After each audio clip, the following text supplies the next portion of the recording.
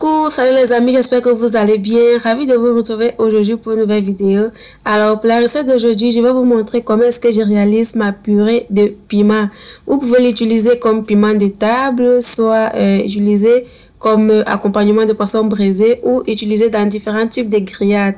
Donc si vous aimez cuisiner épicé, alors cette vidéo est pour vous. Rien de mieux que cette merveilleuse recette de piment rouge frais pour relever le goût de vos plats.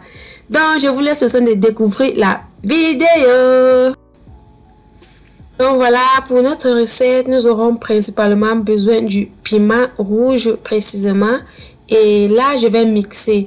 Donc, je mets dans mon blender et ensuite, je vais ajouter la moitié d'un oignon, 2 gousses d'ail, un peu de gingembre. Puis, je vais ajouter un peu de tige de ciboulette, un demi-poivron rouge, d'une jance. Donc, je vais utiliser juste 2. Et enfin, je vais ajouter les épices. Pour ma quantité, je vais ajouter un demi-verre d'eau et je vais faire mixer. Donc, une fois que j'ai mixé, je vais verser cette mixture-là dans la marmite pour pouvoir faire cuire. Donc, après, je vais rincer mon blender pour retirer le piment qui est resté. Et je vais mélanger tout simplement. Donc là, je vais ajouter un peu de cuivre et également un peu de sel.